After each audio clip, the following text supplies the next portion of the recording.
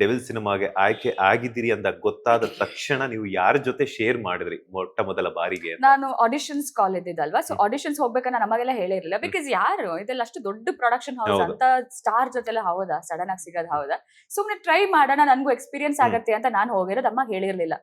So audition select ಆದ್ಮೇಲೆ ನನಗೆ ಗೊತ್ತಾಗಿದ್ದು ಹ್ಮ್. ನಿಜವಾಗ್ಲೂ ಸೆಲೆಕ್ಟ್ ಆಗ್ಬಿಟ್ಟ ಅಂತ. ಸೊ ಅವಾಗ್ಲೇ ನಾನು ಅಮ್ಮ ಕಾಲ್ ಮಾಡಿ ಹೇಳಿದ್ದು ಹಿಂಗ್ ಹೋಗಿದ್ದೆ, ಸೆಲೆಕ್ಟ್ ಆಗಿದ್ದೀನಿ. ಅಮ್ಮ ಎಲ್ಲ ನಂಬಕ್ಕೆ ರೆಡಿ ಇಲ್ಲ, ಏನೋ ಹೇಳ್ತಾಳೆ ಇವಳು ಸುಮ್ನೆ ಅಂತ ಹೇಳ್ಕೊಂಡು ಅಲ್ಲೇ ಬಿಟ್ಬಿಟ್ಟಿದ್ರು. ಹ್ಮ್. ಅಗ್ರಿಮೆಂಟ್ ಸೈನ್ ಆಗಿ ಸೆಟ್ ಹೋಗಿ ಆ ಫೋಟೋ ಕಳಿಸ್ದಾಗ್ಲೇ ಹೌದಲ್ಲ ನನ್ ಮಗಳು ದರ್ಶನ್ ಸರ್ ಜೊತೆ ಸಿನಿಮಾ ಮಾಡ್ತಿದ್ದಾರೆ ಅಂತ ಅವತ್ತು ಆಕ್ಸೆಪ್ಟ್ ಮಾಡ್ಕೊಂಡಿರೋದು ಅವರು. So yeah it was they are all happy because ಅವರೆಲ್ಲ ದರ್ಶನ್ ಸರ್ ತುಂಬಾ ದೊಡ್ಡ ಅಭಿಮಾನಿಗಳು ಅವರೆಲ್ಲ. ಅಂದ್ರೆ ಅವ್ರು ಮಾಡಿರುವಂತ ದಾನ ಧರ್ಮಗಳನ್ನೆಲ್ಲ ನೋಡ್ಕೊಂಡು ಬಂದಿದ್ದಾರಲ್ವಾ ಸರ್, ಸೊ ಅದನ್ನೆಲ್ಲ ಅವ್ರಿಗೆ ತುಂಬಾ ಇಷ್ಟ, ಅವ್ರ ವ್ಯಕ್ತಿತ್ವ ತುಂಬಾ ಇಷ್ಟ. ಸೊ ಮನೆಯಲ್ಲಿ ನನ್ನ ಚಿಕ್ಕಿ ಅಂದ್ರೆ ನನ್ನ ಚಿಕ್ಕಮ್ಮ, ಸೊ ಅವರೆಲ್ಲ ತುಂಬಾ ಖುಷಿ ಪಟ್ರು. ದೇರ್ ಆಲ್ ವೇಟಿಂಗ್, ಅಂದ್ರೆ ತುಂಬಾ ಕಾಯ್ತಾ ಇದ್ರು ಶೂಟಿಂಗ್ ಟೈಮ್ ಅಲ್ಲಿ ಒಮ್ಮೆ ಮೀಟ್ ಮಾಡ್ಸು, ನಾನು ಒಮ್ಮೆ ಮೀಟ್ ಮಾಡ್ಸು. ಮೀಟ್ ಮಾಡ್ಸಿದ್ರ?